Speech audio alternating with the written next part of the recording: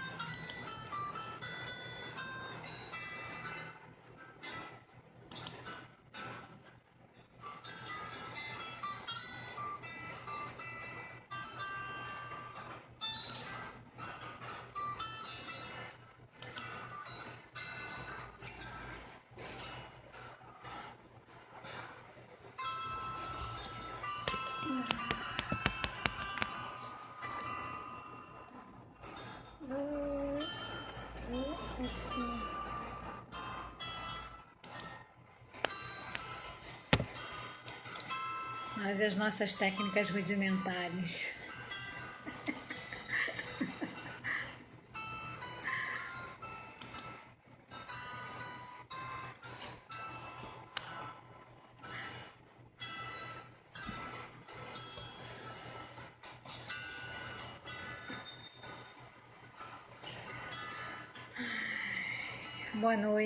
Boa noite, Marco.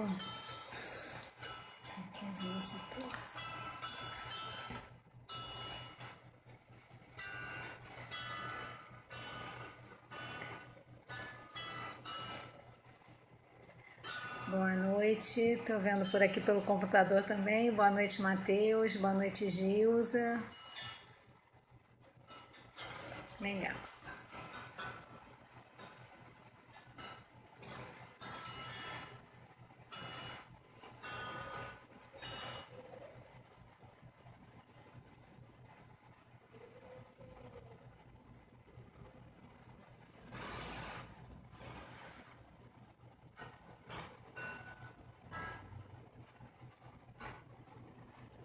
Boa noite, Shirley.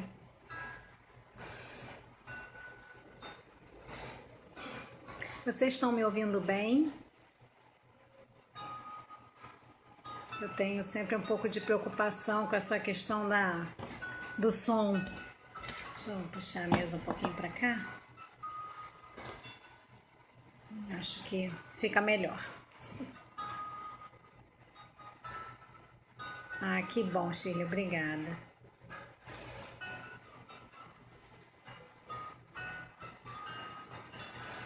Ai, que bom. É mais um minutinho e aí a gente começa.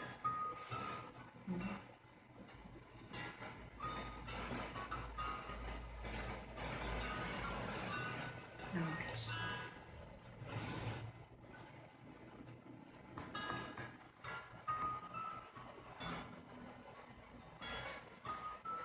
Boa noite, Bárbara.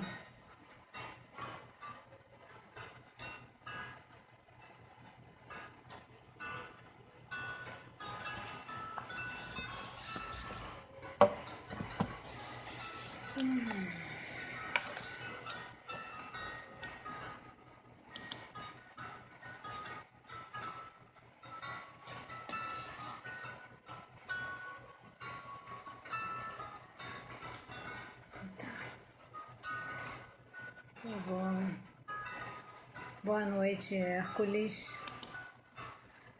Vou dar uma paradinha na música aqui pra gente iniciar o nosso estudo de hoje, né?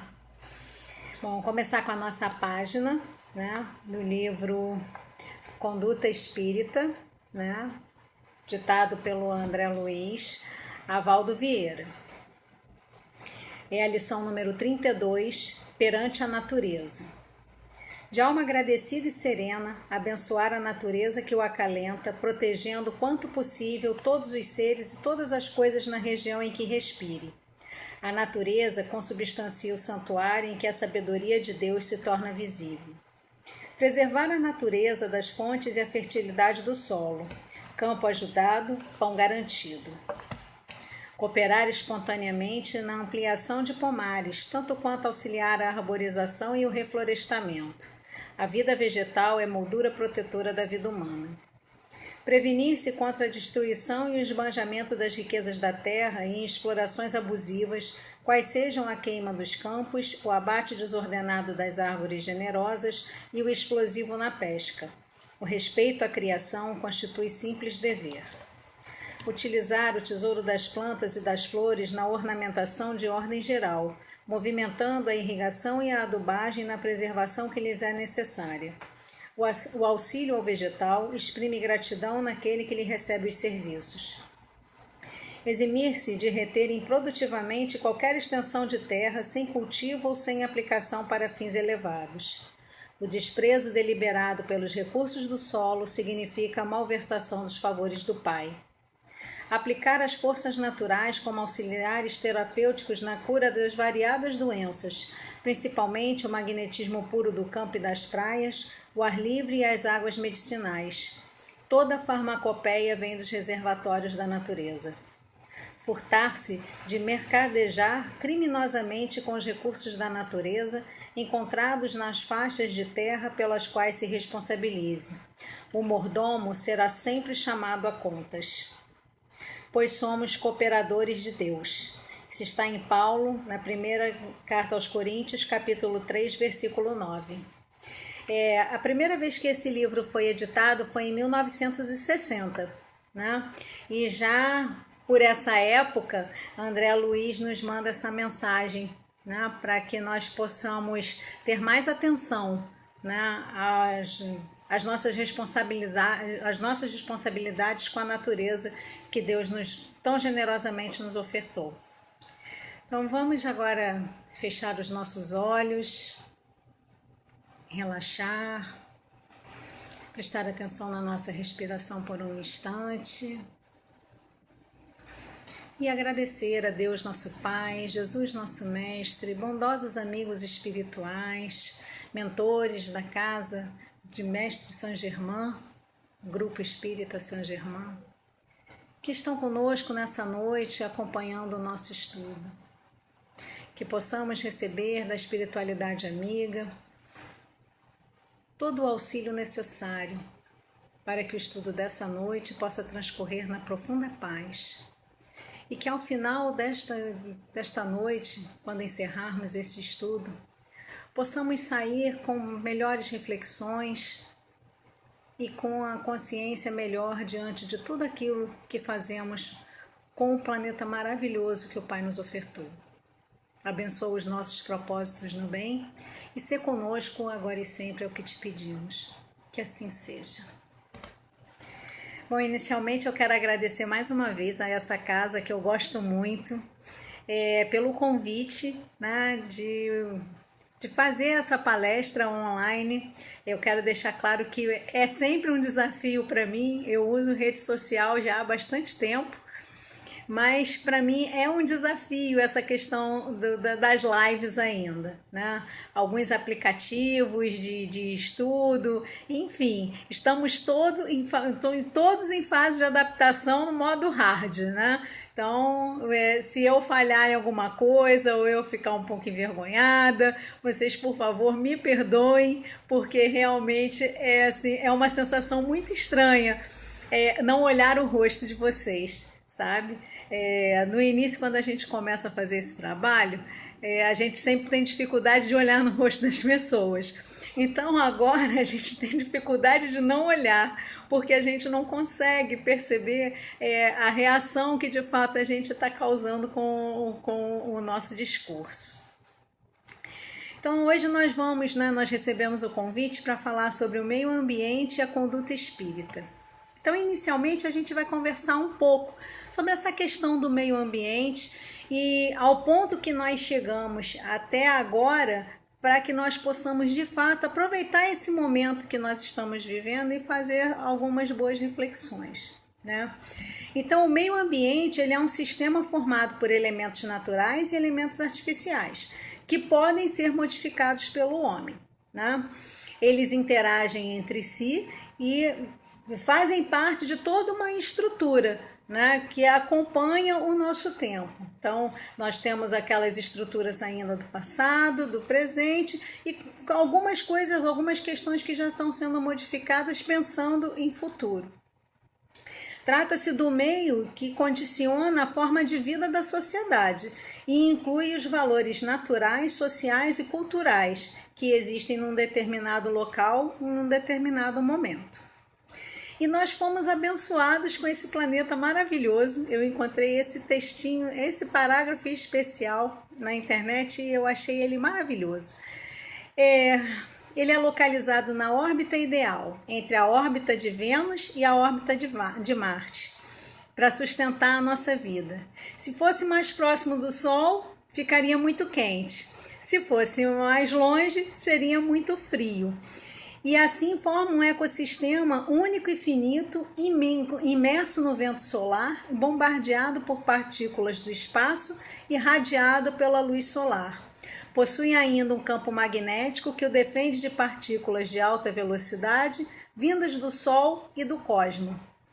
Então a gente recebe esse planeta, né, perfeito, né, que foi assim trabalhado ao longo de muitos anos até que a gente tenha a condição de chegar aqui, e quando a gente chega, a gente já traz com a gente a pegada ecológica, né? Porque desde os primórdios, conforme os homens eles foram se agrupando em vida social, eles foram descobrindo meios de degradar o ambiente de alguma forma, né? A começar até pela característica de serem nômades. Então você consumia tudo que tinha naquele local e ia embora, deixava aquele ambiente degradado, né? É lógico que naturalmente a natureza ela se recompunha, né? A gente ainda hoje a gente pode observar que alguns incêndios acontecem, devastam tudo e depois a própria natureza ela vai se recuperando, porque a capacidade de resiliência que a natureza tem é muito grande, né? Nós sempre que quisermos aprender a sermos resilientes, devemos observar a natureza, né? Porque a natureza é de fato a nossa maior professora no quesito resiliência. Só que com isso, né, assim, atribui-se à descoberta do fogo o primeiro, assim, grande causador de grandes impactos, de fato, né? Porque uma coisa era o que acontecia naturalmente, seja pela questão dos vulcões ou qualquer outro fenômeno natural que existisse na época. E a outra coisa era o homem descobrir o fogo, como ele começou a fazer o fogo e como isso tomou algumas proporções grandes. A partir daí, muito se fez em termos de degradação, né? Se a gente for pensar desde os primórdios, com a questão da própria agricultura, depois a pecuária, né? Aí começamos a fazer, através das colonizações, aí num tempo mais moderno, a gente começou a esgotar todos os recursos da natureza, né? Vamos lembrar, a gente aqui no Brasil, nós tivemos a exploração do pau-brasil, que praticamente acabou com as árvores, tendo sido retomado seu plantio depois de uma forma mais gradativa, mas efetivamente, conforme a gente foi vivendo, se a gente tomar só o Brasil, por exemplo, a gente vai ver que a gente tem essa capacidade de degradar mesmo, né? A gente vai, de fato, esgotando tudo aquilo que a natureza traz para a gente de uma forma que chegar a acabar, torna-se finito aquele recurso e a gente parte para outro lugar para degradar em outro espaço. Então, todo esse comportamento foi observado e foi deixando o planeta cansado ao longo de todos esses anos, né? Com o avanço industrial, as coisas ficaram um pouco piores, né? Porque quando se descobriu efetivamente a capacidade da produção em série, da produção em massa, né? E isso começa a acontecer ainda no século XIX, aí no início do século XX começa efetivamente a aumentar essa produção, né? Henry Ford inventa, né, a produção em série com os carros, enfim, então a gente vai se acostumando a ter essa produção e conforme você vai tendo esse aumento de produção, você vai tendo um aumento de degradação também, né? A poluição advinda das fumaças das indústrias se transformou num grande inimigo da sociedade, porque se hoje nós temos os filtros que protegem as chaminés, antigamente não havia nada, até porque muita coisa naquele tempo não se tinha noção da gravidade de tudo que aquilo trazia para o ambiente e trazia para a humanidade como um todo. Desculpa, então com relação a isso, todas essas questões foram sendo descobertas ao longo do tempo e conforme o tempo foi passando, as pessoas começaram a ver, porque alguns desastres tomaram uma proporção tão grande que começou a chamar a atenção do mundo, né? Nos anos 50, nós tivemos um acidente muito sério no Japão, que era a doença de Minamata, né? Há mais de 20 anos, uma empresa derramava mercúrio em Minamata, ao ponto que, conforme o mercúrio, com o passar dos anos, os peixes e todos os seres daquele mar, daquela área, começaram a apresentar grandes problemas, e aquilo passou a ser considerada a doença de Minamata. Tem uma foto na internet que ela é bem emblemática com relação a isso, porque há uma onda grande de mercúrio, né, que se forma ali no tamanho da degradação.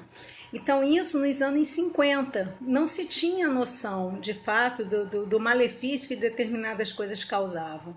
Hoje nós temos acesso há muitas informações. As informações, elas chegam mais rápido em termos de malefícios e benefícios, né, de algumas coisas que a gente usa, que a gente consome, ou que são resultados, né, de reações químicas que acontecem, né, motivadas por fabricação de várias coisas. Mas antigamente a gente não tinha nada disso. Então, conforme as coisas foram acontecendo, né, as pessoas foram tomando consciência. E aí, em 72, né, tivemos a Conferência de Estocolmo, que foi a primeira manifestação da ONU contra a poluição causada pelo aumento das indústrias, né? E aí começa-se, de fato, ao mundo a tomar uma consciência grande com relação a essa questão da industrialização. Só que o que acontece? Naquele momento, o país rico, ele queria deixar de poluir porque ele estava causando danos à sua população. Então, tudo aquilo começou a chegar nos países mais pobres, nos países que estavam em desenvolvimento. E nessa época nós entramos nessa ciranda, né? Nós aqui no Brasil entramos nessa ciranda, porque nós estávamos na época ainda do governo militar, e o governo militar queria desenvolvimento, e desenvolvimento era igual à indústria, e indústria era igual à poluição. E assim a gente também foi colecionando, né, os nossos problemas, porque nós tivemos problema em Cubatão, e depois nós tivemos o próprio problema do Césio, que foi um problema ambiental de origem radioativa, porque não se tinha controle de nada. E a gente foi passando o tempo e todas essas coisas foram se acumulando, né? E a gente foi atravessando tudo isso sem, de fato, prestar atenção em tudo que a gente estava fazendo com o planeta. Nós fomos tratando como normal aquilo que não era normal. Porque se você está agredindo o planeta em que você vive, isso não pode ser normal, né? Em 87, com o relatório de Brundtland, aparece o conceito de desenvolvimento sustentável, né? Já se falava em sustentabilidade antes, mas o conceito de fato aparece em 1987, com esse relatório. E o que é esse conceito? Esse conceito diz o seguinte: olha, você usa os recursos e os bens da natureza de forma que ele consiga se recuperar, ele consiga se restabelecer para que as gerações futuras também consigam usar ele, tá bom? Isso é desenvolvimento sustentável.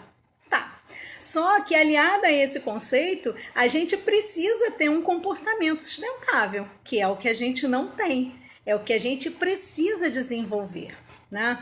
E se a gente fizer uma referência à nossa página inicial, né, considerando que esse livro ele foi publicado em 1960, né, André Luiz ele já traz para a gente assim, um alerta. Olha só, presta atenção no que você está fazendo. Cuida direitinho dos campos, cuida direitinho das águas, cuida direitinho do solo. Sabe, faz a sua parte, porque afinal de contas você recebeu um presente, você recebeu um lugar para você viver, para você evoluir, para você se desenvolver. Acontece que como nós estamos hoje, nós não estamos conseguindo dar ao planeta condição dele se recuperar nem para a geração presente, nem para a gente que está aqui agora. Né? E como a gente está vivendo nessa ciranda assim, muito enlouquecida, chegou um momento em que a natureza precisou parar. Né? Nós entramos sempre nas questões ambientais quando alguma coisa em relação ao desequilíbrio ambiental nos atinge diretamente. Se chover muito e alagam-se as ruas, aí a gente lembra que realmente os esgotos estão entupidos, porque tem muito plástico, porque tem muita sujeira na rua. Aí o governo não limpa, porque a gente tem que botar a culpa em alguém. É fácil a gente chegar e botar a culpa no governo. Mas o governo não jogou sozinho todo aquele lixo lá. Todo mundo tem a sua parte de responsabilidade, porque na realidade nós não somos culpados, nós somos responsáveis. Quando a gente coloca sempre o princípio da culpa, a gente entende, na verdade, que a gente fez sem querer. E se a gente fez sem querer, a gente não tem tanta responsabilidade assim. A gente entra sempre naquele conceito de que, eu não sabia. Né? Então, com a responsabilidade, fica realmente caracterizado que, olha, independente do fato de você saber ou não que isso ia entupir o ralo da sua rua, você sabe que você não pode jogar lixo no chão.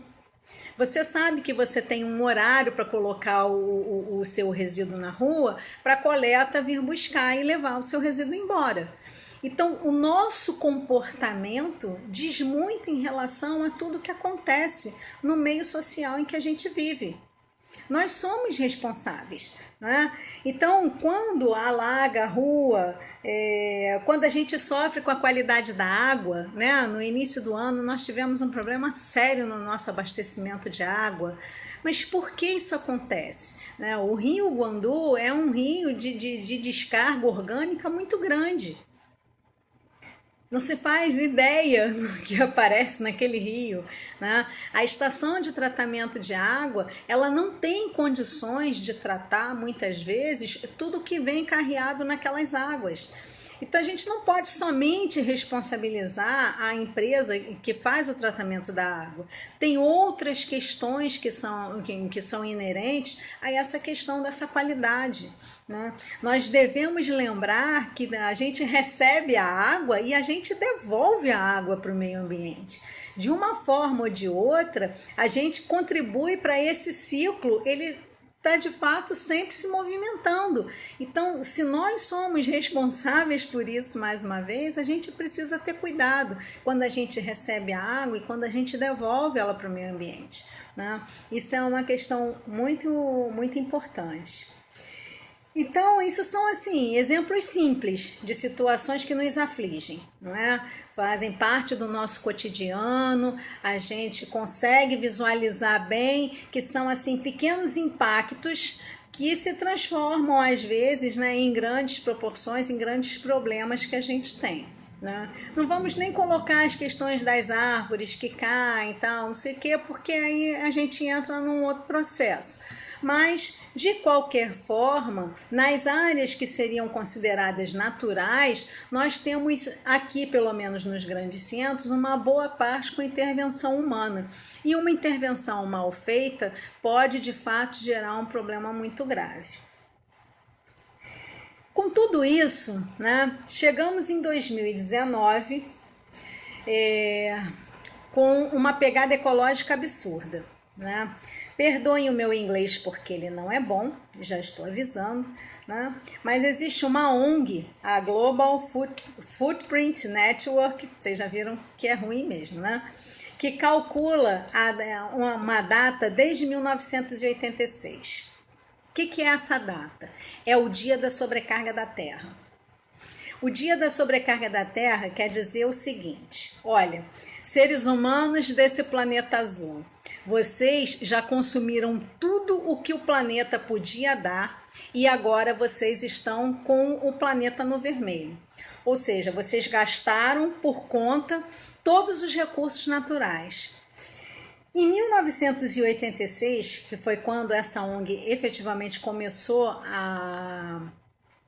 a fazer esse cálculo, essa data de sobrecarga era em novembro de 86, tá? No ano passado, essa data foi em julho, dia 29 de julho. Oi, minha Cacá querida, a minha sobrinha linda entrou aqui para ver a gente. Então, em julho, no dia 29 de julho de 2019, nós chegamos ao dia da sobrecarga da Terra. A partir do dia 30, tudo que nós consumimos do planeta em 2019 já estávamos no vermelho. Esse cálculo leva em consideração uma média no mundo, porque cada país tem a sua própria pegada, né? Cada país tem a sua própria, o seu próprio cálculo de consumo. Não é isso? Então, considerando isso, né, no geral, nós chegamos a essa data no dia 29 de julho. Bom, então, meus amigos, nós consumimos tudo o que a Terra podia dar para a gente em 7 meses. A gente estava correndo demais. A gente estava de uma forma que não tinha mais como parar. Então, quando nós chegamos agora, em 2020, no meio, né, de uma situação completamente assim atípica, impensável para a gente, porque nós passamos, né, por outras pandemias. Nós tivemos a gripe suína, né, em 2009, mais ou menos, que não gerou essa proporção, essa comoção, toda essa ação que o mundo está sofrendo, que foi bastante diferente do que a gente está vivendo agora, mas de qualquer forma, Papai do Céu foi e botou a gente no cantinho do pensamento. Simplesmente assim. Fala assim, olha, vai todo mundo para o cantinho do pensamento. Vocês precisam parar, porque o planeta precisa respirar, e vocês também. Né? Todo mundo estava vivendo numa situação em que o ano já não estava levando 365 dias. Você piscava, já era Páscoa, você piscava, já era Dia das Crianças, piscava de novo, já era Natal outra vez. Então, estava todo mundo correndo demais e consumindo demais. Né? E a gente precisa, né? Nós temos, né, a nossa lei de trabalho e a gente sabe que a gente precisa de um repouso. Assim como a gente precisa repousar, o nosso planeta também precisa. Não é? Com toda essa situação de comoção que está acontecendo agora, os isolamentos, né? Os isolamentos sociais, os isolamentos físicos, né? Nós estamos vivendo em isolamento físico, graças a Deus, com os recursos que nós temos, nós conseguimos nos falar, nós conseguimos estudar, nós conseguimos estar participando de alguma forma. Não, nós ainda estamos conseguindo ter assim, um ambiente social. Né? E aqui na cidade do Rio de Janeiro, por exemplo, nós ainda não fomos penalizados com lockdown. Algumas cidades do Brasil já ninguém está saindo mais. Entendeu? Então, tá todo mundo de fato dentro de casa. Para sair tem que ter um papel que justifique, somente os profissionais que têm necessidade de estar na rua, estão na rua. Então, para evitar que isso aconteça, né, nós estamos fazendo o nosso isolamento. E assim nós conseguimos frear um pouco algumas situações. Tenho certeza que a maioria de nós já percebeu que o nosso ar está mais limpo, que as nossas cidades estão mais limpas, que tem menos lixo na rua, né? Porque nós estamos consumindo menos, nós não estamos indo para os shoppings, nós estamos evitando os fast foods, ainda que seja para entrega, nós estamos evitando, nós estamos literalmente dentro de casa e assim, dessa forma, nós estamos consumindo menos. Assim como nós estamos sendo obrigados a refletir, o planeta está relaxando também com relação a isso. Eu, particularmente, estou bastante curiosa para ver qual será a data da sobrecarga da Terra desse ano. Eu estou muito curiosa, né? Em alguns lugares da China, que foi onde começou todo esse problema, não se via o céu azul e começaram a enxergar o céu azul depois de muitos anos. Né? Nos canais de Veneza, as águas ficaram claras. Não ficaram límpidas, não ficaram despoluídas, é diferente. Mas o sol conseguiu chegar no fundo daquelas águas. Não muito longe daqui, né, próximo daqui, no Flamengo, ali na altura do Mar, nós recebemos visitas de tartarugas marinhas. Né? Tem umas 2 semanas, mais ou menos, que isso foi veiculado. Agora, no litoral de Niterói, essa semana apareceu um tubarão-baleia. Olha só.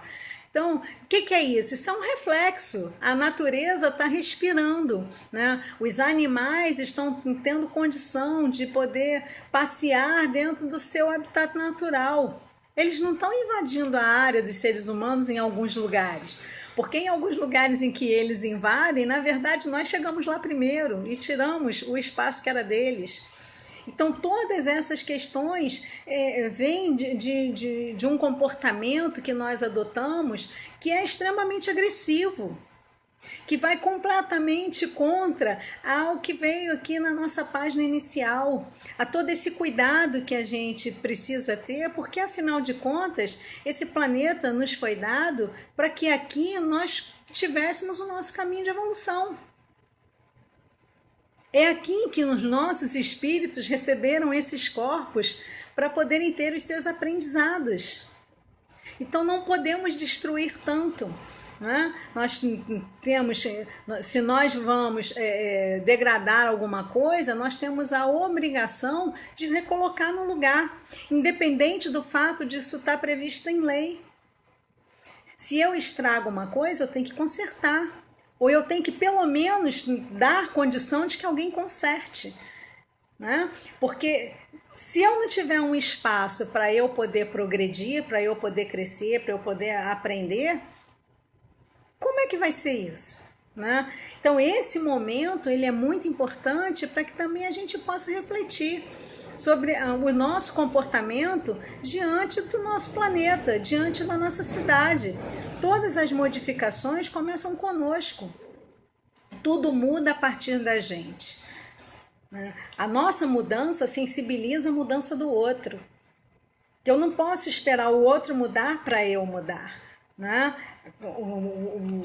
A iniciativa, ela é nossa, cada um com a sua iniciativa, e a gente vai modificando todas as coisas. Assim, a gente traz também, né, outras mensagens bastante legais, que aí já vem aquilo que a espiritualidade traz pra gente, né? O que a espiritualidade traz pra gente do comportamento que nós devemos ter com o nosso planeta. O que a espiritualidade espera de nós quando ela nos oferece essa casa para viver, né? Então, através de mensageiros amigos, nos tem trazido desde sempre mensagens sobre a importância do planeta, a fim de que todos possamos desfrutá-la com sabedoria e equilíbrio. E eu vou ler aqui o resumo das questões 702 a 711 do Livro dos Espíritos. São somente as respostas, tá?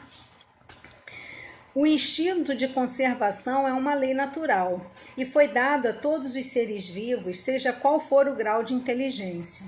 Para uns é puramente mecânico, para outros é racional, porque todos devem cumprir os desígnios da providência. Além disso, a vida é necessária ao aperfeiçoamento dos seres que têm instintivamente esse sentimento sem se darem conta disso. Deus, dando ao homem a necessidade de viver, sempre lhe forneceu os meios para isso, e se não os encontra, é por falta de iniciativa. Deus não poderia dar ao homem a necessidade de viver sem lhe dar os meios, por isso faz a terra produzir e fornecer o necessário a todos, porque só o necessário é útil. O uso dos bens da terra é um direito para todos os homens, e esse direito é a consequência da necessidade de viver.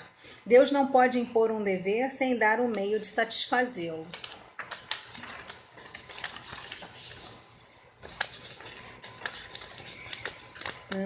E eu vou chamar a atenção para uma questão especial. Essa eu vou ler toda, mas ela é curtinha. Vamos lá. Na questão 705, isso tudo está na parte terceira, tá? No capítulo 5, que fala da lei de conservação, no Livro dos Espíritos. Na questão 705, Kardec pergunta: por que nem sempre a Terra produz bastante para fornecer ao homem o necessário? Então eu vou colocar a resposta só das frases mais impactantes. É que, ingrato, o homem a despreza. A terra produziria sempre o necessário, se com o necessário soubesse o homem contentar-se. Né? Então nós lemos isso no resumo, e eu estou lendo de forma mais especial na questão 705. Né? Então, Allan Kardec, ele já perguntou isso aos espíritos na codificação. Então, vamos pensar bem. O Allan Kardec, eu sempre esqueço o ano de cada um desses livros, tá, gente? Sempre esqueço, não tem jeito. Vamos lá.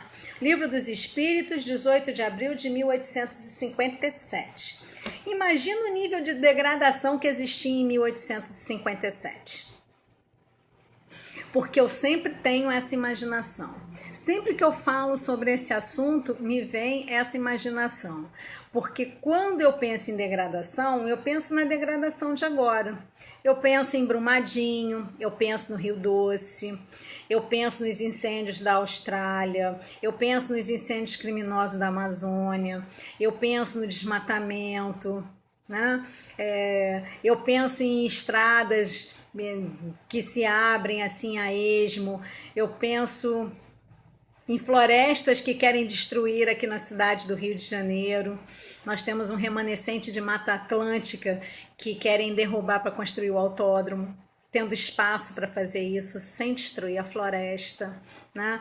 Então, pensando em tudo isso, eu fico imaginando o nível de degradação em 1857. Mas o nosso codificador, ele já trouxe para a gente essa sensibilidade. Né? Na lei de conservação, ele já traz para a gente esse questionamento. Então, com isso, se desde 1857 Allan Kardec já tem essa preocupação, né, de que nós tivéssemos, né, já na nossa codificação básica, essa sensibilidade de nos ater ao necessário, né, e nós precisamos, é claro, entender que necessário e supérfluo varia muito efetivamente da condição de cada pessoa, da necessidade de cada um. Então, nós não vamos discutir aqui o que é necessário e o que é supérfluo, mas vamos considerar o seguinte: eu preciso de pares de sapato para sair. Eu preciso de 50 pares de sapato? Não. Eu preciso dos sapatos. Não estou colocando aqui que eu preciso de um par só, porque eu gosto muito de sapato. Né? Então, não estou colocando o meu ponto fraco. Não, estou julgando o meu ponto fraco, estou me autoanalisando, estou refletindo. Eu não preciso, na verdade, de 50 pares de sapato. Eu não preciso de um só, não é, sabe, a necessidade pode não ser um par só, mas também não precisa ser 50. Eu não preciso de 50 bolsas, eu também gosto muito de bolsa, entendeu? Então, a gente precisa fazer essa reflexão naquilo, porque o necessário e o supérfluo é a nossa reflexão interna, exatamente para que a gente possa avaliar aonde é que a gente está exagerando. E quando a gente está exagerando, a gente está impactando no planeta, e isso é um comportamento que a gente precisa corrigir.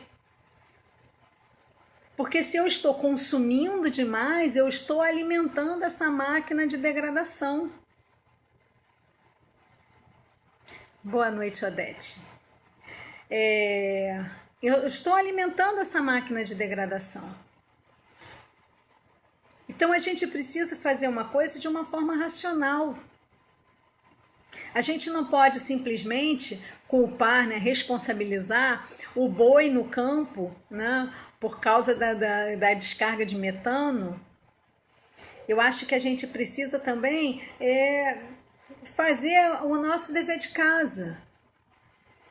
Porque desde sempre as pessoas consomem carne, as pessoas consomem frutas, consomem legumes, né? E nós temos aí muitos agrotóxicos, né? Falsamente chamados de defensivos agrícolas, eles não defendem nada. Eles só prejudicam a gente e muitas vezes prejudicam o próprio solo, porque eles acabam enfraquecendo o solo. Hoje a gente precisa suplementar muito mais vitamina do que a gente precisava suplementar há anos atrás. Por quê? Porque o nosso solo está cansado, está degradado. Isso faz parte desse comportamento que a gente precisa modificar. O que eu de fato eu estou querendo? Por que eu preciso ir na farmácia comprar vitamina se eu posso modificar algumas coisas? E aí sim, a gente precisa exigir alguns comportamentos que venham do governo, exigir algumas condutas que venham do Ministério da Agricultura, enfim, é uma outra discussão. Mas o que eu posso fazer para que as coisas se modifiquem? Né? Porque se a iniciativa tem que partir de mim, eu preciso refletir da forma que eu estou consumindo, da forma que eu estou me comportando, ver qual é a minha pegada ecológica. Onde eu estou degradando, onde eu estou destruindo, onde eu estou poluindo. Como eu não estou colaborando com a natureza. Isso faz parte desse meu comportamento. Quando André Luiz coloca pra gente, olha, tá aqui a conduta espírita, aqui, o livro é Conduta Espírita, né? Na lição Perante a Natureza, ele tá dando pra gente a diretriz, olha, esse é o comportamento que a gente pode esperar que você tenha perante a natureza, que você tenha perante os animais, que você tenha perante aos recursos naturais. Os nossos recursos naturais, eles são finitos, eles não são infinitos. A água é um recurso finito. Ah, mas não vai deixar de ter água no planeta. Não, mas a água potável é um recurso muito finito. E a gente não se dá conta, porque a gente abre a torneira, vem com facilidade, mas quando a conta vem, cada um paga a sua própria conta de água, o consumo diminui. Por quê? Porque dói no bolso. É o mecanismo de controle, é o doer no bolso. Né? Só que a gente precisa se comportar de forma que o nosso bolso não seja o nosso juiz. O nosso raciocínio precisa ser o nosso juiz. Nós precisamos ter bom senso, sermos comandados pelo nosso raciocínio. Né? E um outro exemplo bem legal, né, é quando André Luiz, ele em Nosso Lar, ele fala sobre a água. No capítulo 10, no Bosque das Águas, ele relata a importância, né, da água na colônia, o seu uso, a forma de abastecimento e o tratamento. Toda a água de Nosso Lar é tratada e retratada dentro de Nosso Lar. Eles têm um rio que é fluidificado, magnetizado pelo Ministério da União Divina, que é responsável por esse abastecimento. Toda a civilização de Nosso Lar consome essa água. Eles têm um grande respeito pela água. Eu marquei um pedacinho aqui.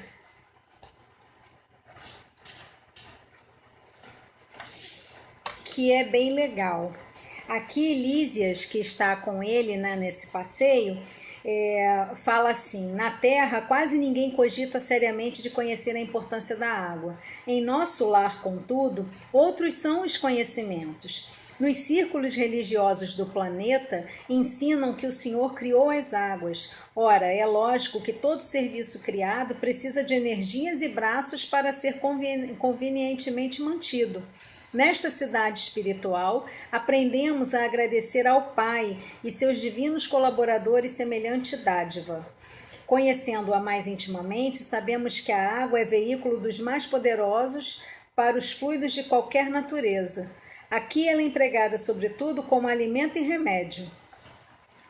Então, aí ele continua falando sobre o uso no Ministério do Auxílio, né? Mas o ministério responsável, de fato, pelo tratamento e pelo abastecimento da colônia é o Ministério da União Divina. É o ministério que tem a capacidade, a condição de fluidificar e magnetizar a água que todo mundo usa na colônia, no nosso lar. Nosso lar é de 1938, né? A gente ainda não falava tantas coisas assim, né? O Conduta Espírita veio alguns anos depois. Vamos colocar que Conduta Espírita veio depois de Minamata. Né? O acidente de Minamata é dos anos 50, por volta de 1952. Então, todas essas questões, a espiritualidade já trouxe pra gente. É porque às vezes a gente lê e não dá muita atenção às informações que estão vindo para a gente já da espiritualidade, né? Então temos outras questões aqui, eu marquei aqui uma outra questão muito importante, com relação, ainda em Nosso Lar, com relação à questão da natureza, né? No último capítulo de Nosso Lar, o capítulo 50, que é o Cidadão de Nosso Lar, André Luiz relata como foi o tratamento que Narcisa deu ao segundo esposo, né, da mulher dele. Ele vem ao planeta, ele vem à Terra para visitar a família e encontra a mulher casada, né, novamente, em segundas núpcias, só que o marido está muito doente mesmo. Passado toda a questão de ciúme e tal, né, a característica de uma pessoa que se sentiu traída, né, porque esperava encontrar a mulher ainda em luto, ele vê que realmente o sentimento dos dois é muito bonito e pede em prece auxílio a Narcisa, que estava em Nosso Lar. Narcisa prontamente veio ajudá-lo e diz, né, que aplica primeiro passes reconfortantes, né, no Dr. Ernesto, e depois ela vai à natureza para poder captar os recursos necessários para preparar o remédio, né, fluidificado, para poder dar ao Dr. Ernesto. Esse remédio ela consegue. É bastante interessante esse capítulo, bastante interessante mesmo, tá bem no finalzinho. Deixa eu ver aqui, que eu marquei também. Tá aqui, as forças naturais, não só o homem pode receber fluidos e emiti-los, as forças naturais fazem o mesmo nos reinos diversos em que se subdividem. Para o caso do nosso enfermo, precisamos das árvores, elas nos auxiliarão eficazmente. Né? Então, eles encontram servidores do reino vegetal e esses servidores auxiliam Narcisa, né? Ela retira fluidos necessários de mangueiras e eucaliptos para poder preparar o remédio espiritual e assistir convenientemente ao Dr. Ernesto. E assim nós vemos que a espiritualidade ela serve-se dessa natureza que a gente tem aqui quando ela precisa nos auxiliar. Né? E quantas vezes a gente não está bem e é na natureza que a gente vai repor as nossas energias, seja num banho de mar, seja passeando na floresta. Então faz parte, nós fazemos parte da natureza. A natureza ela não está aqui só para nos servir, ela não é a nossa empregada nem é o nosso adorno. Né? A natureza ela existe para que a gente possa existir, porque é dela que nós tiramos os recursos necessários à nossa sobrevivência. Dela a gente tira o alimento, a gente tira o lazer, a gente tira o remédio. Né? André Luiz já colocou para a gente aqui, perante a natureza, tudo que a gente precisa para poder repor saúde ao nosso corpo físico, a gente vai encontrar na natureza. Então, se nós temos todas essas facilidades, se nós temos todos esses recursos que o Criador nos deu, quando nos deu esse planeta para viver, nós precisamos ter um comportamento diferente. A gente não pode continuar tratando mal aquele que nos trata bem. E assim, com todos esses exemplos, né, não cabe mais para a gente o argumento do desconhecimento. Né? Seja pelo ponto de vista da ciência dos homens, ou seja pelo ponto de vista das informações dos nossos espíritos amigos, nós sabemos que, na verdade, nós precisamos mudar o nosso comportamento diante da natureza, diante do meio ambiente. Nós fazemos parte do meio ambiente, nós fazemos parte da natureza. Quando a natureza se revolta de alguma forma, nós somos atingidos. Se nós fôssemos superiores à natureza como achamos que somos, nós não seríamos atingidos pela natureza. Nós teríamos condição de prever e evitar tudo, e nós não temos essa condição. Né? Agora vamos nos colocar numa situação interessante. Vamos nos colocar na situação de herdeiros da Terra. Né? Nós estamos atravessando esse momento de transição, que de fato é um momento de transição, né?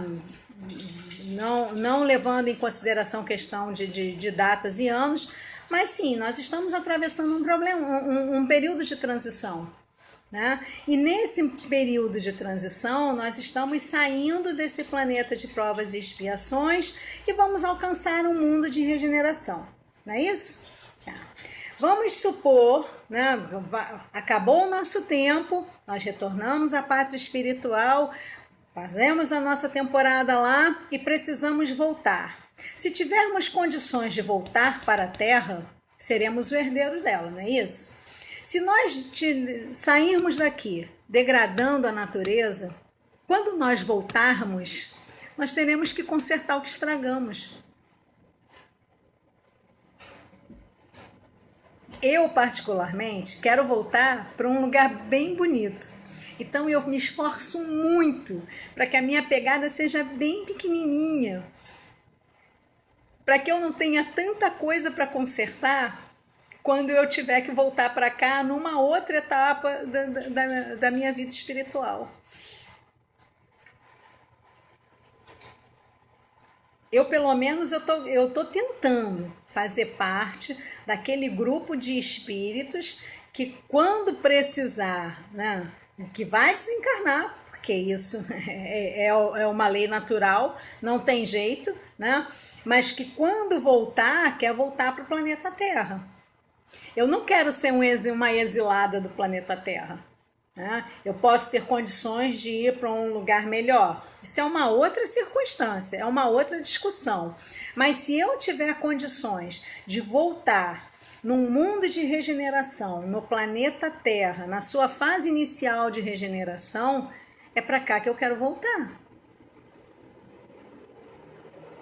Então, se eu quero voltar para cá, se eu quero ser herdeira desse lugar, eu tenho que me conscientizar de que a minha conduta, o meu comportamento aqui precisa ser diferente. E assim, a gente pode fazer o seguinte, ó, só umas dicas rapidinhas para a gente fazer a nossa prece, já são 9h20. Nós precisamos reaproveitar tudo que a gente pode em termos de embalagem, de pote, de tudo. Se a gente vai ao mercado, a gente leva a nossa sacola, né? Retornáveis duram muito mais e diminui a quantidade de sacos plásticos para descartar. Vamos lembrar que o plástico não está na natureza porque ele foi sozinho, né? A gente precisa ter cuidado com os nossos descartes.